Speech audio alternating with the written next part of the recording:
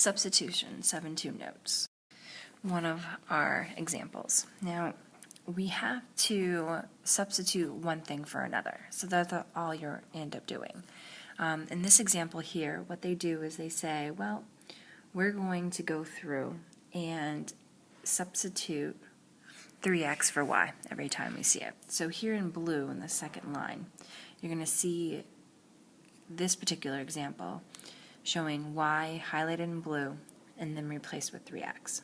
So then you go through and you say, all right, x plus 2, and then you go 2 times the 3x will give you your 6x when you simplify. The next step is to combine like terms to get 7x equals negative 21. Then you divide each side by 7, and then you arrive at your answer of x equals negative 3.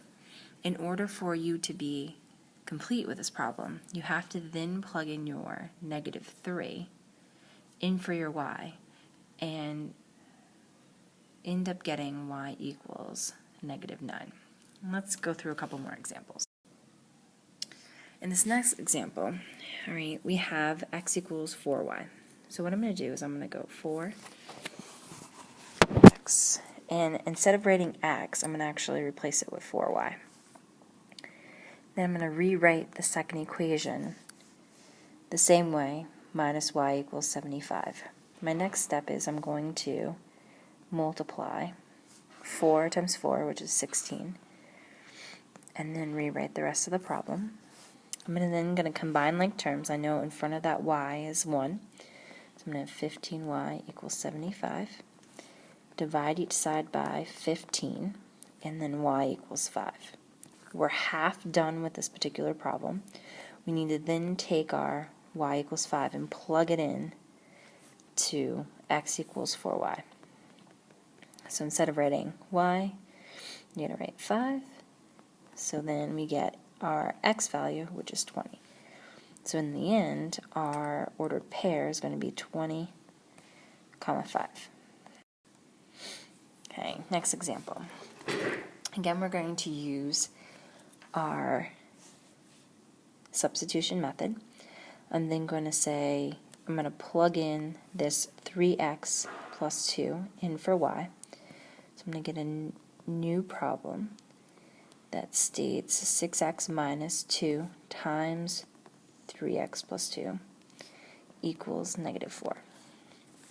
I'm then going to take my negative 2 and multiply each of those terms inside those parentheses by that negative 2. So I'm going to get 6x minus 4 equals negative 4. I combine like terms on the left-hand side, and I get 0x minus 4 equals negative 4. And then I don't have to write that 0x, so I'm going to write negative 4 equals negative 4. Well, that's a true statement no matter what. So in this case, we're going to say there's infinite solutions. So meaning that these are the same line. Last example. Okay. Supplementary angles are two angles who have a sum of 180 degrees. Okay. So there's 180 degrees in a line. And what they're saying is that we've got two angles, x and y, that add up to 180.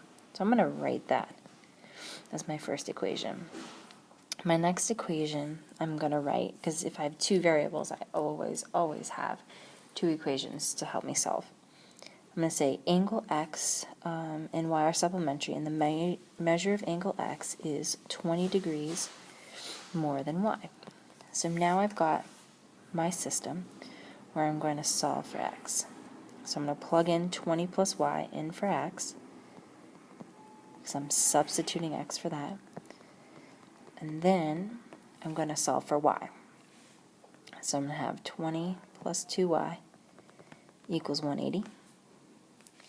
And then I'm going to subtract 20 from each side. So I get 2y equals 160. Divide each side by 2. And I'm going to get y equals 80. My next step is to take this 80 and plug it in for y and find that. So x equals 100.